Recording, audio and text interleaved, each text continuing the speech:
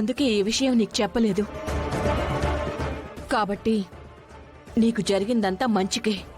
నేను చేసిందంతా నీ మంచి కోసమే. ఎవరికెలా రాసి పెట్టుంటే అలాగే జరుగుతుంది. ఎవరికెలా పోవాలనుంటే అలాగే పోతారు. ఆ పల్లవికి నీ కారణంగా ప్రాణాలు వదలాలి అన్నది దాని రాత. వదిలేయండి. నువ్వు కూడా వదిలేసే. దీని గురించి నువ్వు ఆలోచించకు. పల్లవి చనిపోతుందా?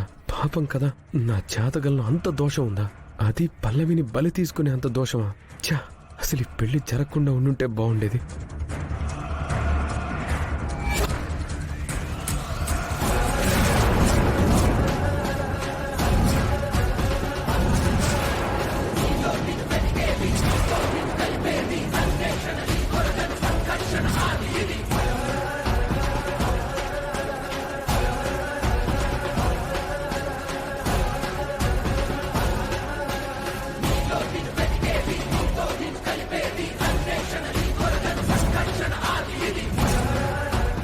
ఏంటల్లుడు గారు, అమ్మా కొడుకులిద్దరూ ఏదో డిస్కస్ చేసుకుంటున్నారు?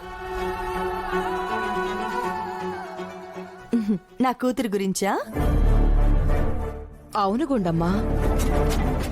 నా గురించా? ఏం మాట్లాడుకుంటున్నారు అత్తయ్య గారు? నీ గురించి మాట్లాడుకోవట్లేదమ్మా. వీడికి క్లాస్ తీసుకుంటున్నాను. ఏ అల్లుడు గారు ఏం చేశారు? చూస్తూనే ఉన్నాను. మాటి మాటికి వీడు నా కోడలి మీద చిరుబురులాడుతున్నాడు. అది కాదురా చరణ్. భార్యాభర్తల మధ్య సరదాలుండాలి కాని కోపాలుండకూడదు అని చెప్తున్నాను.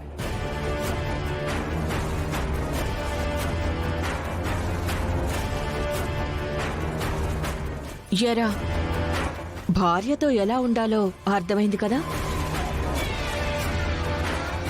క్లాస్కి వెళ్ళు. అమ్మ పల్లవి, నువ్వు కూడా వెళ్ళు.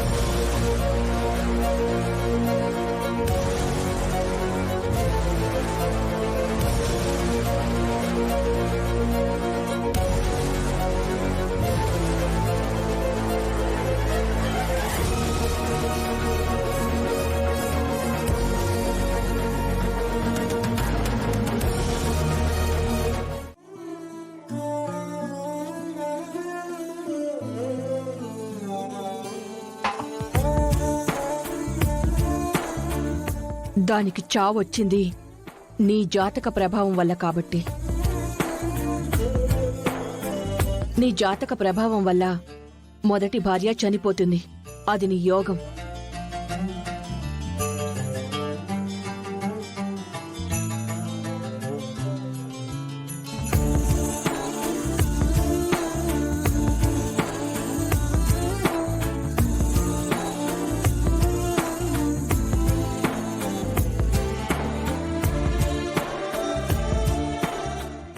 ఏమైంది? ఏం లేదు. అబద్ధం చెప్పకు. నువ్వెందుకలా ఉన్నావో నాకు తెలుసు. ఇందాక మీ అమ్మగారి దగ్గర డిస్కషన్ ఏంటో నాకు తెలిసింది.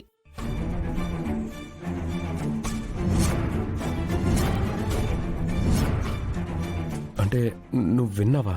కొత్తగా వినేదేముంది? తెలిసిందే కదా. ఏముంది? నీతో అస్తమానం నేను గొడవ పడుతున్నాను, గిల్లి గజ్జాలు పెట్టుకుంటున్నానని మీ అమ్మకి కంప్లైంట్ ఇచ్చావు, అంతేగా? అయినా ఆవిడ నాకే సపోర్టు. అదే కదా ఆవిడ చెప్పారు. ఇదిగో, నువ్వేదో మీ అమ్మగారికి చెప్పి వాళ్ళకి వీళ్ళకి చెప్పి నన్ను వదిలించుకుందాం అనుకుంటున్నావేమో.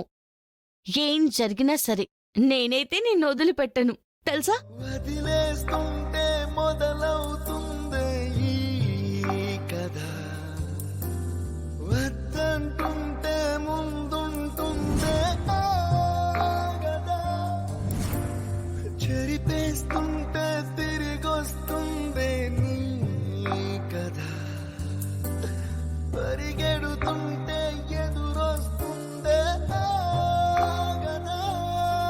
మోసపోయాను బామ్మగారు. నువ్వు మోసపోయావా? ఏం మాట్లాడుతున్నావమ్మా? నిన్ను మోసం చేయగలిగే వాళ్ళున్నారా? ఎవరు మోసం చేశారు? ఏంటి? నేను మోసం చేశానా? నేను నిన్ను మోసం చేశానా? ఇది నా మొహం చూసి చెప్పు.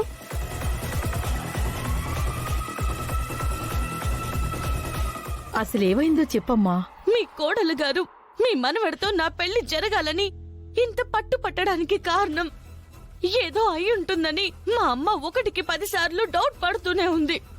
కానీ నేనే అలా ఏం లేదు, బామ్మగారు చెప్పడం వల్లే మారారు. నలుగురిలో పరువు పోకూడదని అత్తయ్య గారు మారారు. అందుకే పెళ్లి కొప్పుకున్నారని ఆవిడ్ని కన్విన్స్ చేసి నాకు నేను సర్ది చెప్పేసుకున్నాను. కానీ అసలు కారణం ఇప్పుడు అర్థమైంది. మా అమ్మ అనుమానమే నిజమైంది. నువ్వేమంటున్నావో నాకు అర్థం కావట్లేదే. తెలియనట్టు మాట్లాడకండి బామ్మగారు. మీ కోడలికే తెలిసింది. ఇంత పెద్దవారు మీకు తెలియకుండా పోతుందా ఈ విషయం? నువ్విలా సగం సగం చెప్తే నాకేం అర్థమవుతుంది? కొంచెం అర్థమయ్యేలా చెప్పు. నాకు తెలిసి నేనే మోసం చేయలేదు, ఏ అబద్ధమూ ఆడలేదు. అబద్ధం ఆడలేదా? శరణ్ జాతకంలో దోషం లేదా? శరణ్ జాతకంలో దోషం ఉంది. ఆ జాతకం ప్రభావం వల్ల తనని పెళ్లి చేసుకున్న అమ్మాయి చచ్చిపోతుంది. అంటే నేను చచ్చిపోతాను. ఏంటి నువ్వంటుంది? నిజం. అందుకే మీ కోడలు గారు పట్టుపట్టి మరి మీ మనవడికిచ్చి పెళ్లి చేశారు. ఆ జాతక ప్రభావమే పెళ్లి అనుకున్న దగ్గర నుంచి వరుస పెట్టి గండాలు ఎదురవుతూనే ఉన్నాయి. ఆఖరికి అవి నన్ను చావు వరకు తీసుకెళ్లాయి. ఈ రోజే నాకు అన్నేసం తెలిసింది. మరి ఇంత మోసమా, ఇంత అన్యాయమా? నీకు ఈ విషయం ఈ రోజే తెలిసిందంటున్నావు, కానీ నువ్వు చెప్పే వరకు నాకు ఈ నిజం తెలీదే. నిజంగానే తెలీదు. మీ మనవడి జాతకం ప్రకారం తను మొదట ఎవరి మెడలో తాళి కడతాడో వాళ్ళు చనిపోతారు. అలా తాళి కట్టింది నా మెడలోనే కాబట్టి నేను చనిపోతాను. నేను చనిపోతానని నాకు భయం లేదు, బాధ లేదు బామ్మగారు. ఎందుకంటే చరణ్ అంటే నాకు ప్రాణం. నేను చివరి క్షణం వరకు తనతో ఉంటే నాకు అదే చాలు.